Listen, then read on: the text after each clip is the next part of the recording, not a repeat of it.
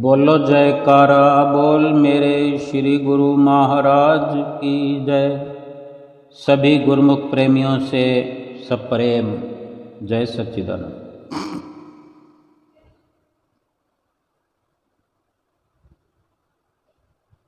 झूठ का सहारा लेने वाला इंसान,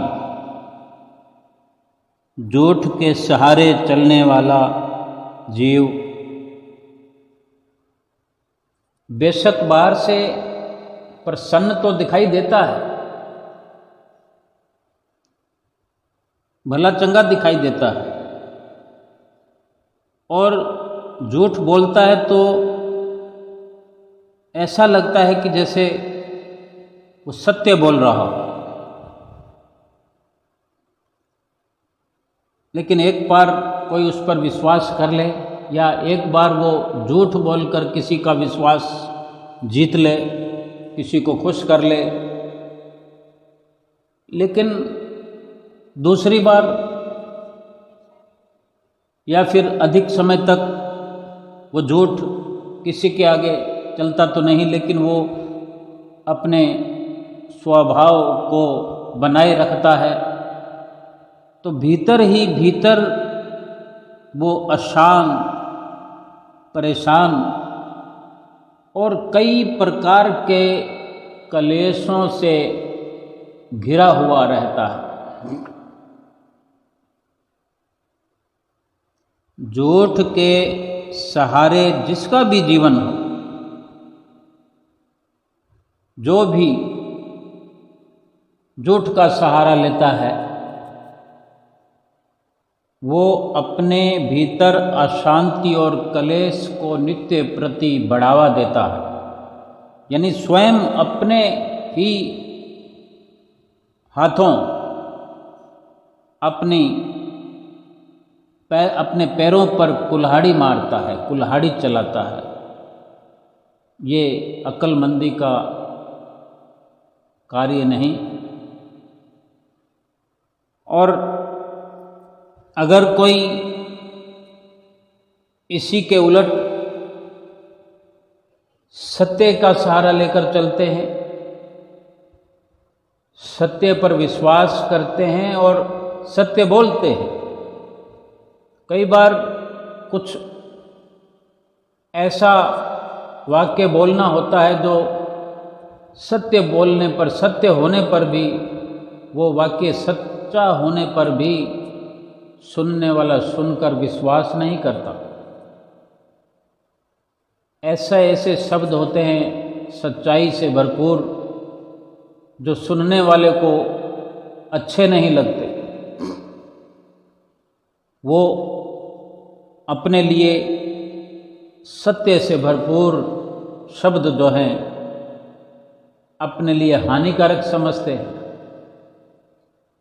लेकिन थोड़े से समय व्यतीत होने के पश्चात जो सत्य का सहारा लेकर चलता है, सत्य बोलता है, बेशक उसको पहले थोड़ी परेशानी होती है, बाहर से थोड़ा अशांत भी देख पड़ता है, बाहर से अशांत महसूस करता है कि मैंने ये सत्य बोला मगर इसका लाभ नहीं हुआ।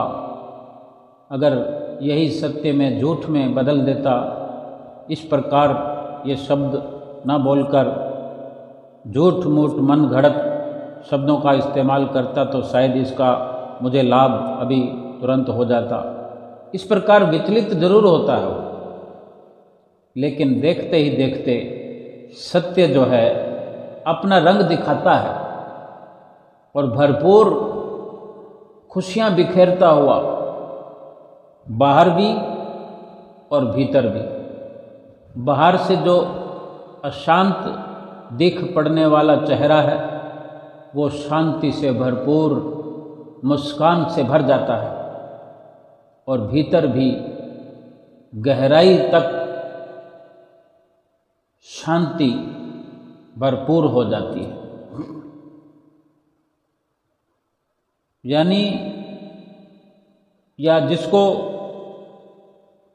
सत्य से अवगत कराया जाता है, वो भी जिसे वो सत्य से भरपूर शब्द पसंद नहीं आते, उसको हानिकारक प्रतीत होते हैं, अपने लिए वो शब्द भले नहीं मालूम होते, थोड़े समय व्यतीत होने के बाद में वो भी भली भांति जान जाता है कि ये जो सत्य से भरपूर शब्द मेरे लिए कहे गए वो मेरे लिए कितने हितकारी थे या हितकारी हैं, जो मैं उस वक्त नहीं समझ पाया, लेकिन अब जब उसका भरपूर लाभ देखने को मिल रहा है तो उसे फिर यकीन हो जाता है और हमेशा हमेशा के लिए विश्वास हो जाता है। सत्यभाषी के लिए, सत्य शब्द बोलने वाले के लिए उसके दिल में श्रद्धा भरपूर हो जाती है, उस पर विश्वास करने लगता है, उसको भलाई करने वाला भला व्यक्ति समझने लगता है। ये एक लौकिक विचार, लौकिक संदेश, सामाजिक विचारधारा है जिसके अंदर सत्यता की इतनी अधिक भरपूर ज़रूरत है। और फिर हम गुरुमुख हैं, हम प्रेमी हैं, अपने सतगुरुदेव भगवान के अनन्य प्रेमी हैं। उनके दर्शन मात्र से हमारा चेहरा खिल जाता है, हमारा रोम रोम पुलकित हो जाता है, हमारे भीतर जैसे खुशियों का खजाना खुल जाता है। हमारे लिए, गुरुमुख प्रेमियों के लिए, हर गुरुमुख प्रेमी के लिए सत्य की ओट पर चलने की, सत्य सुनने की, सत्य सुनाने की कितनी ज़रूरत होगी, ये हम भली भांति जान सकते हैं कि अगर संसारिक गतिविधियों में रहने वाले इंसान के लिए सत्यता की इतनी ज़रूरत है, एक आम जीवन व्यतीत करने वाले के लिए भी सत्य पर चलना ज़रूरत पूर्ण तौर पर निश्चित है, जरूरी है। बेशक कोई झूठ का सहारा ले या सत्य का सहारा ले, अपना अपना असर, अपना परिणाम तो वो सत्य और झूठ दिखाते ही हैं। सत्य बोलने पर सुख सुकून प्राप्त होता है, झूठ बोलने पर, झूठ का सहारा लेने पर, अब ये चाहे अपना स्वभाव कुदरती हो या अपनी सोच के तहत किसी ने शामिल कर लिया हो या आसान कार्य समझकर झूठ को अपना लिया हो, और सत्य को अपनाने वाले ने सत्य के लाभ को देखकर सत्य का सहारा लिया हो। जिसने भी सोच समझकर सत्य और असत्य का लाभ और हानि देखकर निर्णय किया हो, जिसने ये निर्णय किया हो कि सत्य बोलना ही ठीक है, कई पहलुओं को नज़र में रखकर, कई पहलुओं से सोच करके सत्य अपनाया, वो अडिग सत्य पर हर कार्य व्यवहार करता है, सत्य पर चलता है, सत्य का ही सहारा लेता है और परिणाम की वो परवाह नहीं करता। और उसने जब कई प्रकार से, कई पहलुओं से सोच लिया, समझ लिया, फिर अटल रहना उसका स्वभाव बन गया है, सच्चाई पर चलना। और इसी प्रकार सत्य की श्रद्धा उसके भीतर में भरपूर है और एक सामाजिक जीवन को भली प्रकार से वो जीवन व्यतीत करता है। और जिसने सोच समझकर कई कई पहलुओं पर विचार करके झूठ का सहारा लिया है, वो भी फिर अटल रहता है अपने झूठ पर। वो झूठ का ही सहारा लेना ठीक समझता है। उसने सोच लिया है, सत्य और असत्य के लाभ हानि को समझ लिया है। उसको झूठ में ही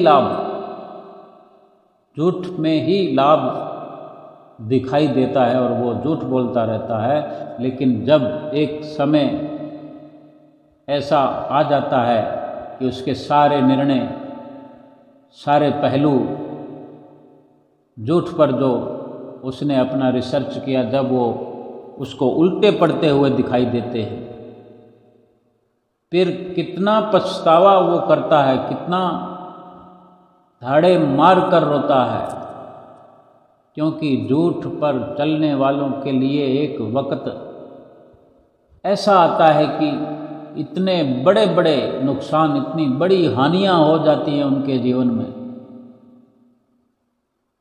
कि फिर वो सत्य बोलने के काबिल ही नहीं रहता। सत्य बोलने की उन्हें फुर्सत ही नहीं रहती, सत्य बोलने का समय ही उनके पास नहीं होता। फिर वो कितना दुख महसूस करता होगा, ये हम समझ सकते हैं।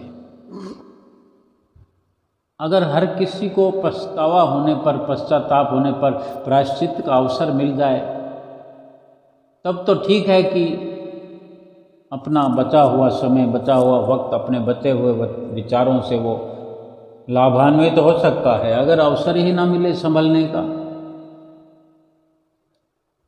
लेकिन ये संसारिक जीवन जीने के लिए, यानी एक मनुष्य का, एक इंसान का, या यूं कहें कि इंसानियत का ये कर्तव्य है। मनुष्य जीवन के साथ ये गुण भरपूर होना चाहिए, सत्यता का, सच्चाई का। तो मनुष्य जीवन खुशियों से भरपूर हो जाता है। और अगर भक्ति के नज़रिए से देखते हैं, गुरुमुखों को जो अगर विचार करना पड़े तो उसके लिए कहीं 100 गुना, 1000 गुना, 1,00,000 गुना, करोड़ गुना सत्य पर चलना, सत्य बोलना, सत्य सुनना सुनाना उस आम इंसान से हजारों, लाखों, करोड़ों गुना अधिक ज़रूरत है सत्य पर, सत्य के आश्रय चलने की। कि अगर सच्चाई धारण किया हुआ गुरुमुख भक्ति की राह पर चलता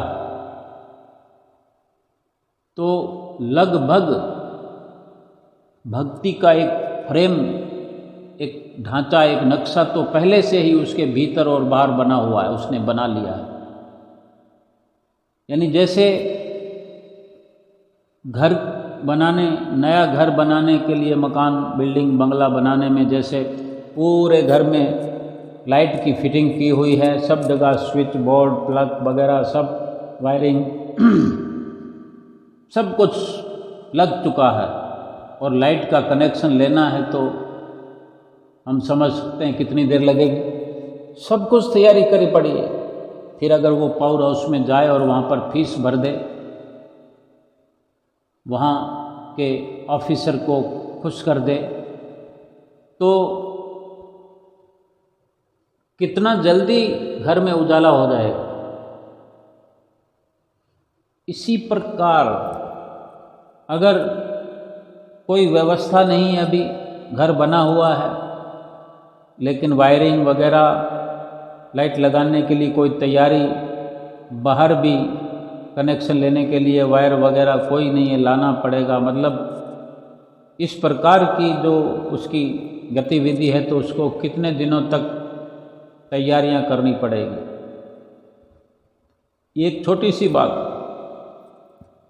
भक्ति का जीवन बनाने के लिए, भक्ति को अपनाने के लिए, भक्ति को करने के लिए पूरा जीवन क्या सुनने सुनाने में, सोचने में, विचार करने में भी हम लगा देंगे तो भक्ति करेंगे कब?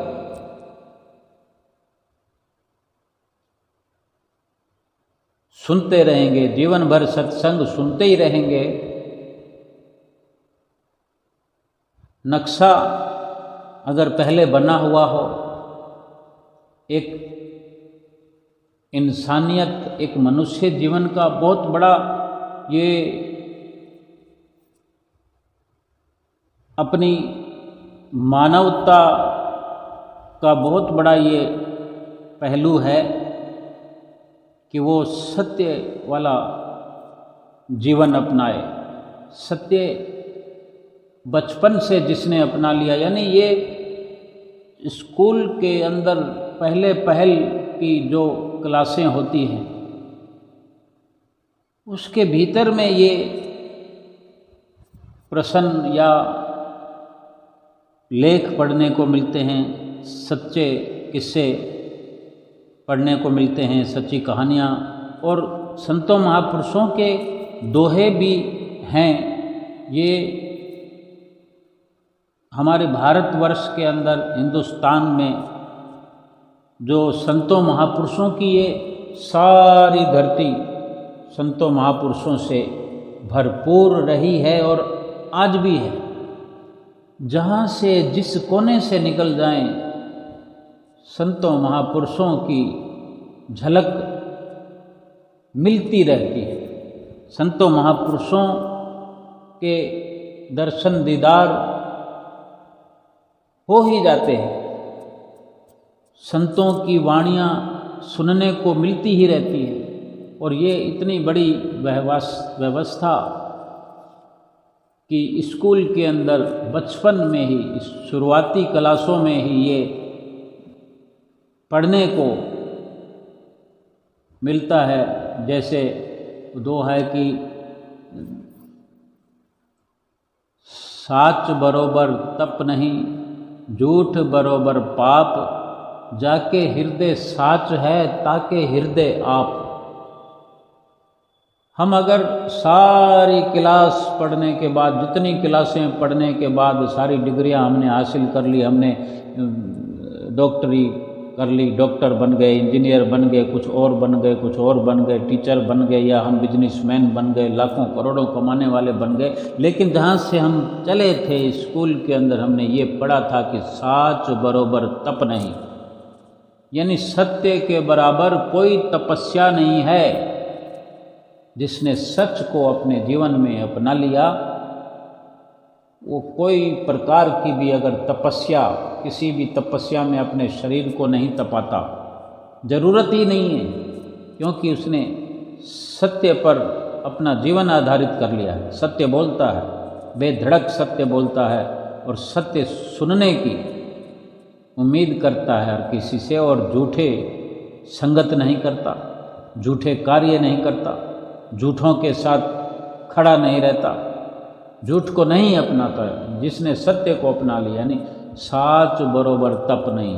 हम चाहे फिर इधर उधर भटकते हैं, वो भटकना केवल सत्य की वजह से हम समाप्त कर सकते हैं। हमने सारी तपस्याएं कर ली। आगे ये दूसरी लाइन में हमने पढ़ा है, हम सब ने पढ़ा है दूसरी लाइन में कि जाके हृदय साच है ताके हृदय आप, यानी जिसके हृदय में सच्चाई है उसी के हृदय में भगवान स्वयं विराजमान है। शायद हमने कभी सोचा हो, अभी सोच लें, आज सोच लें, अभी सोच लें। जीवन का उद्धार, आत्मा का उद्धार फिर कितना सरल हो जाएगा। और फिर वही हम बात करें कि अगर हम गुरुमुख हैं, हमने नाम ले लिया है, ये एक आम इंसान की बात हम कर रहे थे, जिसने मनुष्य शरीर धारण किया है, जो स्कूल गया है और उसने ये सुना सुनाया है, वो इंजीनियर डॉक्टर नहीं बना है, लेकिन ये दोहा जहाँ पढ़ने को, सुनने को, समझने को मिला कि साच बरोबर तप नहीं, झूठ बरोबर पाप, जाके हृदय साच है ताके हृदय आप। ये जिसको पढ़ने को मिला और उसने इस पर अमल कर लिया, इसके अनुसार अपना जीवन बना लिया, उसको इंजीनियर डॉक्टर बनने की ज़रूरत नहीं है। एक इंसान को पहले इंसान बनने की ज़रूरत है। ये मनुष्य शरीर धारण करने पर ये मनुष्यता का जो दर्जा हमें भगवान ने दिया है, भगवान ने समझो अपने लिए एक विशेष सिंहासन बनाया है कि इंसान के दिल में विराजमान होने के लिए जगह बनाई है। क्या हम भगवान को अपने दिल में बसाना नहीं चाहते, नहीं बिठाना चाहते, नहीं विराजमान करना चाहते कि भगवान हमारे दिल में आकर विराजमान हो? चाहते हैं, सब चाहते हैं। तो ये पहली दूसरी क्लास में ये फैसला हमने सुन लिया कि जाके हृदय साच है ताके हृदय आप। तो क्या हम सच्चाई को अपना नहीं सकते? अगर अपना लिया है हमने, तो हमने अपना कार्य कितना आसान कर लिया कि इंसानी जीवन भी हम बड़े मज़े में व्यतीत करेंगे और आध्यात्मिक जीवन, आत्मिक जीवन, आत्मा के उद्धार का जो रास्ता है वो हमने सतगुरु से नाम बख्शिश जो हमें मिली है, नाम जो हमें मिला हुआ है, वो हम एक सत्य की कसौटी पर खरे उतर कर हम नाम जपते हैं, सतगुरु की प्रसन्नता प्राप्त करते हैं। फिर इसके अलावा आत्मा का उद्धार करने के लिए कुछ करने की ज़रूरत है। जो सच्चाई को अपना सकता है वो दुनिया में कुछ भी कर सकता है, क्योंकि जिसने सच्चाई को अपना लिया, जिसके हृदय में सच समाया हुआ है, उसके साथ भगवान की सारी शक्तियाँ विद्यमान हैं, सारी शक्तियाँ उसके साथ हैं। और जिसके पास भगवान की सारी शक्तियाँ हों, क्या वो किसी कार्य से पीछे हट सकता है या किसी कार्य में वो असफल हो सकता है? किसी भी कार्य की असफलता उसके लिए नहीं होगी। और फिर जो भगवान हमारे भीतर हैं, विराजमान हैं, उसको दिखाने के लिए, उसको देखने के लिए, उसको समझने के लिए, पहचान करने के लिए सतगुरु की अवस्था होती है। वो भी हमारे अंग संग है। जो युक्ति वो बताते हैं, नाम बख्शते हैं, उसको जपने की युक्ति बताते हैं, उसी से ये सब संभव होता है। हमारा जीवन हम नित्य प्रति सुनते हैं वचनों में कि लोक सुखी परलोक सुहेले, यानी लोक और परलोक संवर जाएगा। कितने बार हमने अपने जीवन में सुना कि इस प्रकार के जीवन बनाने से ये लोक भी, यानी जब तक इस धरती पर हम मनुष्य शरीर में रहेंगे, हर लम्हा, हर घड़ी, हर पल सुखों में व्यतीत करेंगे। और जीवात्मा परलोक का सरमाया लेकर के अपने प्रभु के धाम जाएगी। केवल एक ही मिशन है हमारा, और एक ही मिशन है सतगुरु का। हम अपना जीवन सफल करने के लिए आए हैं और सतगुरु हमारा जीवन सफल करवाने के लिए आए, और कोई काम नहीं करने के लिए आए हम। ये जो बाकी दुनियावी काम हम कर रहे हैं कि हमारे साथ में ये शरीर है, शरीर की ज़रूरतें भी हैं, और इस शरीर के द्वारा जो कर्म भोग, जो प्रारब्ध भोग, जो प्रारब्ध हम लेकर आए हैं, जो पाप कर्म हमने किए, पुण्य कर्म किए, इनका लेखा जोखा बही खाता हम साथ लाए हैं। अगर जीवन सच्चाई पर आधारित हो गया, भक्ति पर आधारित हो गया, सतगुरु हमारे अंग संग हो गए, तो भी सूली के कांटे जैसा भोग तो भोगना ही पड़ेगा।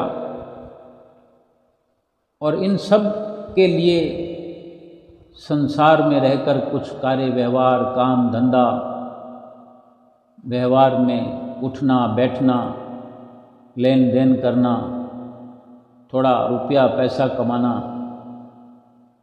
प्रारब्ध के अनुसार ही मिलेगा। केवल पुरुषार्थ करना है, हमें पीछे नहीं पड़ जाना किसी भी काम के पीछे, तो केवल भक्ति के पड़ना है।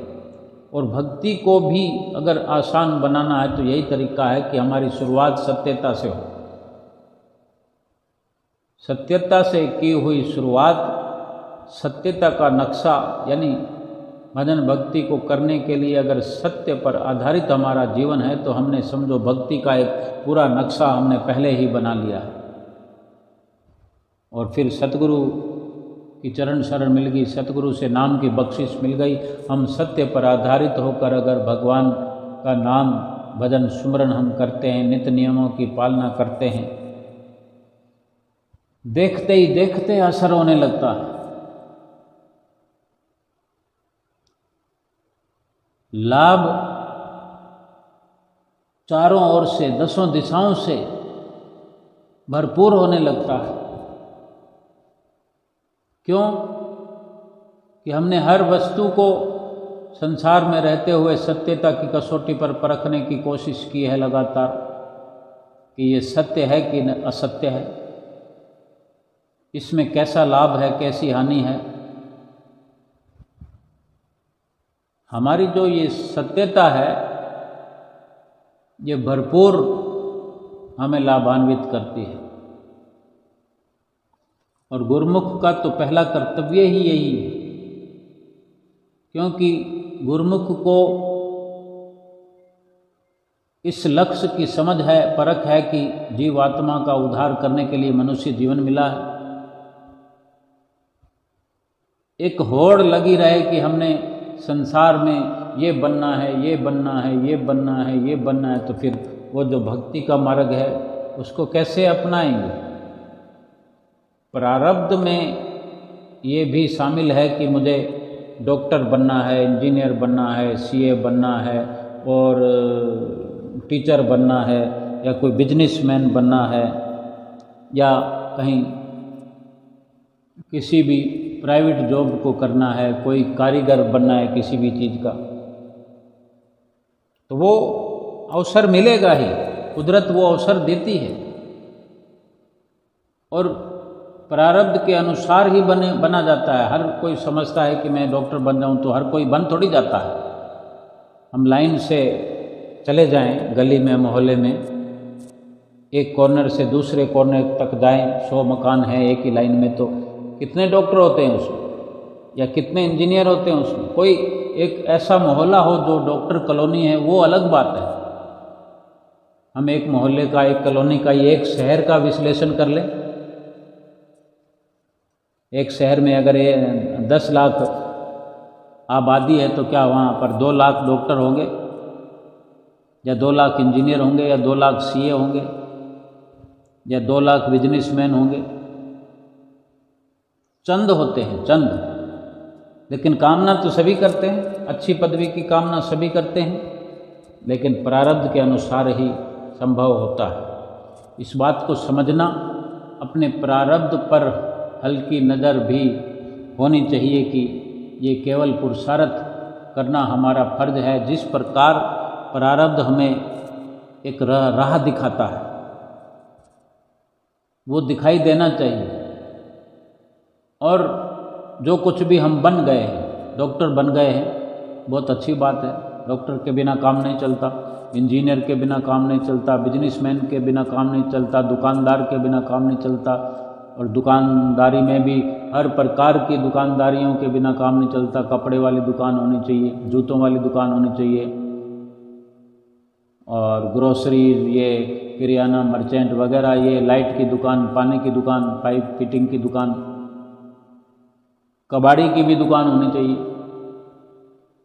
क्योंकि वो कबाड़ का सारा कुछ काम करता है, तो हम उससे भी संपर्क करते। सबकी ज़रूरत है। लेकिन जो कुछ बन गया है, अपना जीवन सत्य पर आधारित कर सकता है। अगर उनका जीवन सत्य पर आधारित है तो इस लोक में वो सुकून से रहते हैं।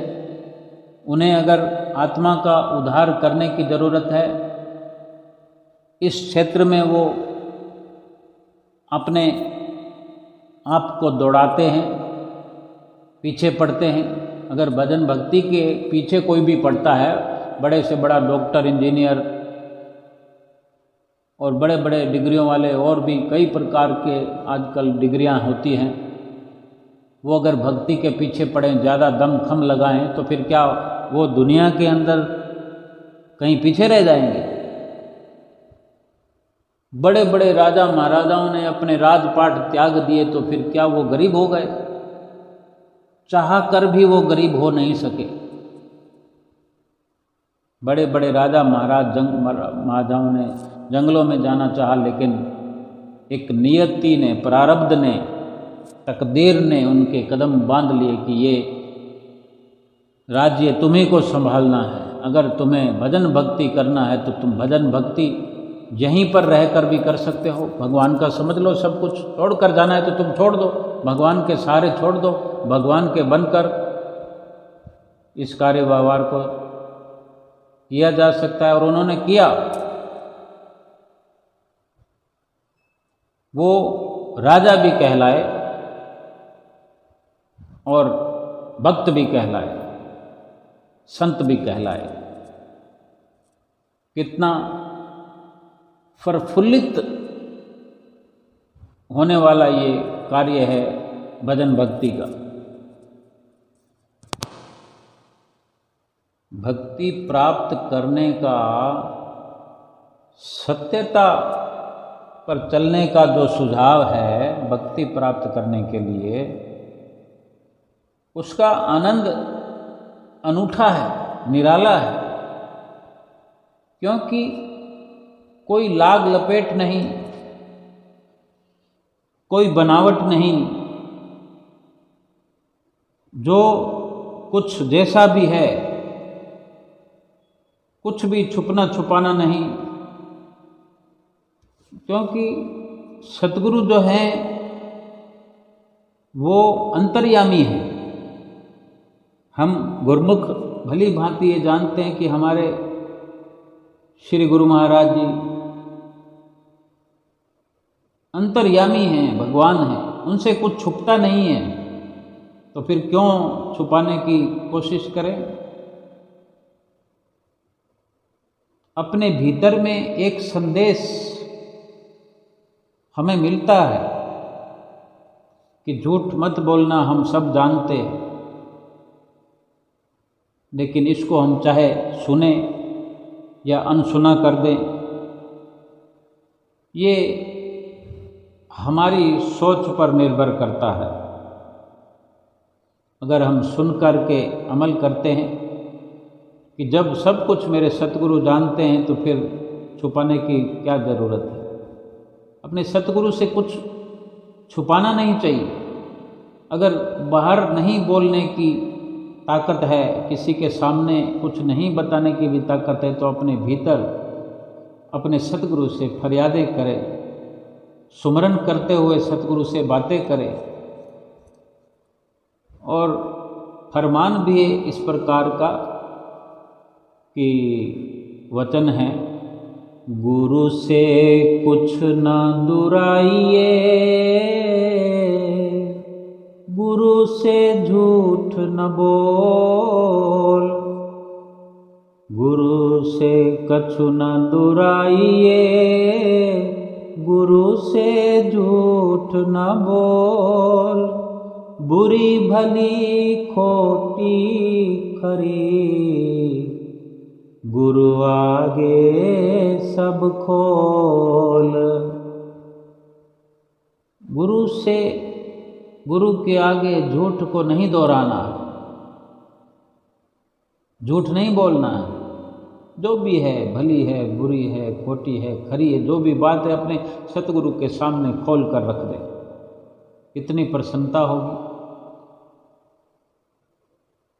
हम ये समझें कि ये अगर हमने बात बताई, अपने कोई अवगुण खोल दिया, अपनी कोई कमी बता दी तो हमारी खिल्ली उड़ेगी, हमारा मजाक उड़ जाएगा। लेकिन अगर हिम्मत कर ली, सब कुछ खरी खोटी बुरी भली बता दी, तो एक बात तो निश्चित है कि हम सत्यवादी समझे जाएंगे, ईमानदार समझे जाएंगे। क्या इसका कोई लाभ नहीं है? हमें अगर कमज़ोर समझा जाएगा या हमें कोई भी ये समझता है कि इसके अंदर ये कमी है, कमी अब कहाँ है? कमी तो निकल चुकी, कमी तो हमने निकाल दी, सतगुरु के आगे रख दी, कमी खत्म हो गई। जो ठीक समझने की कसौटी रखता है, सतगुरु तो परखने वाले हैं। हम अगर सत्य बताएंगे तो भी वो समझते हैं, हमें सत्य बताएंगे तो भी समझते हैं, और झूठ बोलेंगे तो भी समझते हैं। और बाकी किसकी परवाह करनी है? जो जैसी सोच रखता है, जैसी समझ रखता है, चाहे हम सत्य भी बोलते हैं तो भी आलोचना करने वाले तो आलोचना ही करेंगे। आलोचक और प्रशंसक सब जगह मिल जाएंगे। आलोचक आलोचना करता है और प्रशंसक प्रशंसा करते हैं,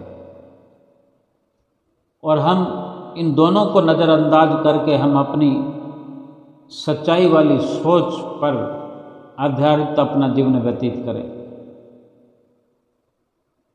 हम जो भी बन गए, जहाँ भी स्थित हैं,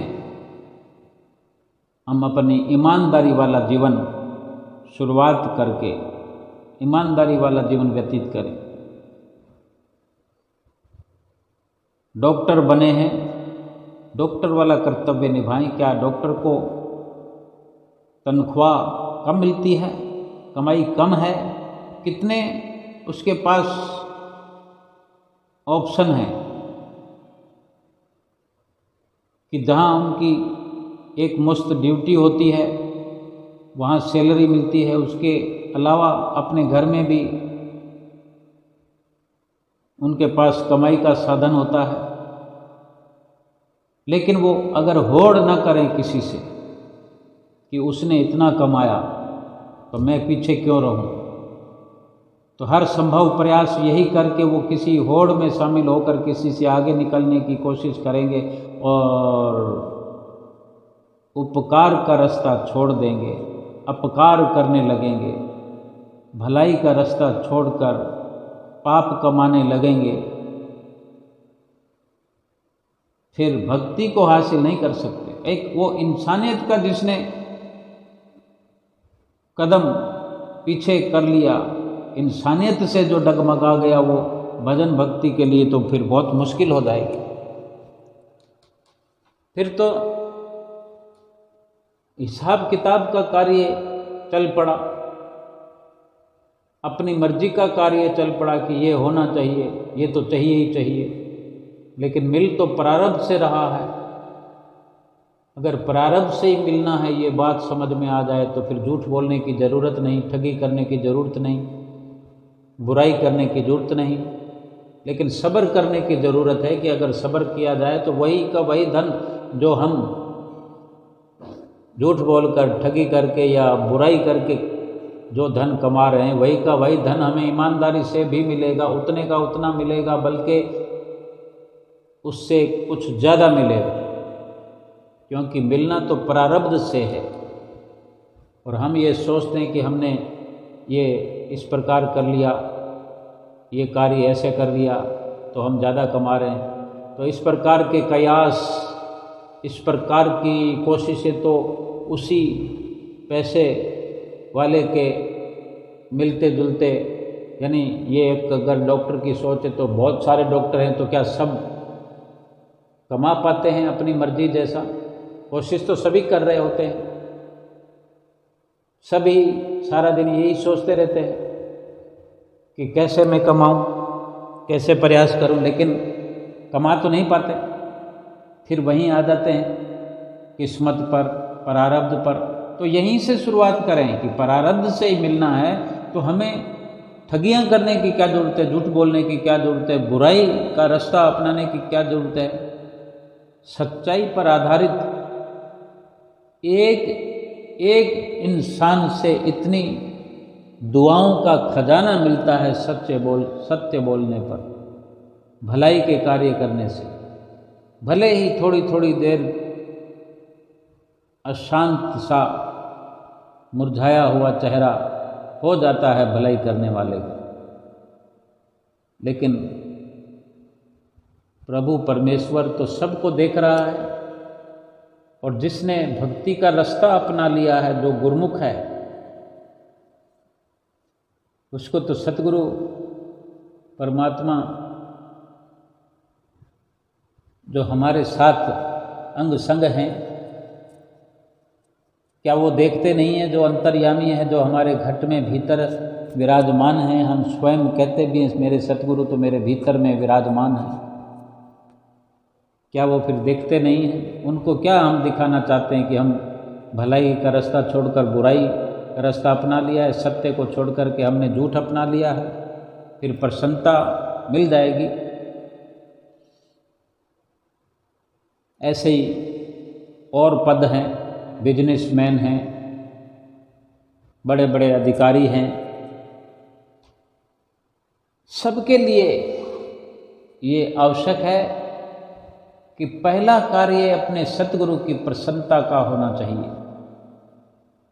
गुरमुख प्रेमियों के लिए ये पहल कार्य है कि सत्यता पर आधारित हर दुनिया का कार्य व्यवहार करना है। दुनिया का हर कार्य व्यवहार सत्यता पर आधारित होना चाहिए। दुनिया में भी वाह वाह हो जाएगी, इस लोक में भी वाह वाह हो जाएगी और परलोक में भी वाह वाह हो जाएगी। सतगुरु तो हमारे अंग संग हैं, हमारा नुकसान थोड़ी होने देंगे।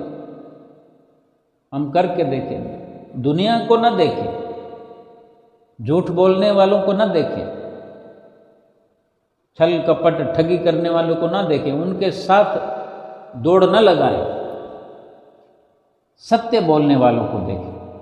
सत्य पर आधारित जीवन व्यतीत करने वालों के इतिहास बड़े बड़े हैं और आज भी सत्य पर आधारित लोग हैं। उनकी खोज करें कि उनके साथ दौड़ लगाना है। अगर कोई नहीं भी है तो हम अपना चुनाव, अपना रास्ता, अपनी मंजिल स्वयं खड़ी करें कि हमें सतगुरु से क्या फरमान मिला है, सतगुरु से क्या आदेश है। सतगुरु ने कभी कहीं पर वचनों में नहीं लिखवाया कि गुरुमुख प्रेमियों को झूठ बोलना चाहिए या गुरुमुखों को पैसा कमाने के लिए कोई भी तरीका अपनाना चाहिए।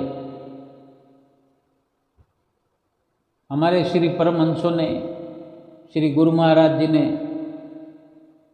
जगह जगह उनके वचनों में सुनने से, पढ़ने से पता चलता है कि भक्ति के लिए चाहे कितना भी नुकसान उठाना पड़े तो भी उठाओ। तो फिर ये तो बात स्पष्ट हो गई कि झूठ बोलने से भक्ति मिलती नहीं, छल कपट करने से भक्ति मिलती नहीं।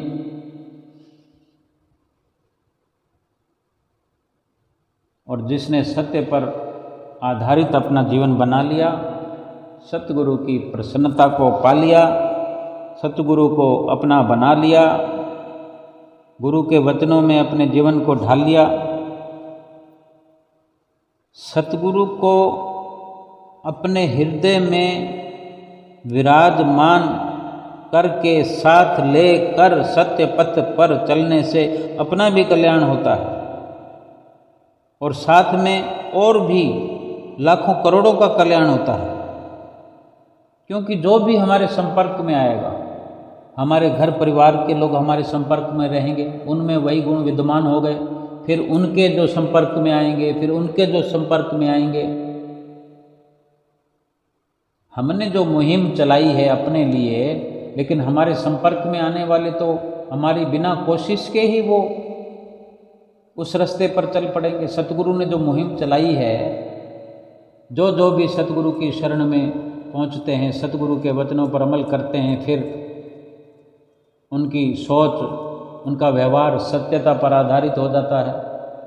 लाखों करोड़ों प्रेमी गुरुमुख हम कहाँ कहाँ रहते हैं, किस प्रकार हमारी दुकानदारियाँ चलती है, गुरु महाराज के भरोसे चलाते हैं। तो क्या कभी नुकसान हुआ है? कभी हो नहीं सकता नुकसान। हमें ख्याल रहता है, गुरुमुख प्रेमियों को ख्याल रहता है कि अगर किसी के साथ ठगी करी, झूठ बोलकर किसी का दिल दुखाया, हमारे सतगुरु को दुख होगा, सतगुरु को अफसोस होगा। हमारे भीतर सतगुरु विराजमान है। हर वक्त ये ख्याल रखते हुए कार्य व्यवहार हम करते हैं। हम चाहे दुकानदार हैं तो ग्राहकों से हम ये ख्याल रखते हैं।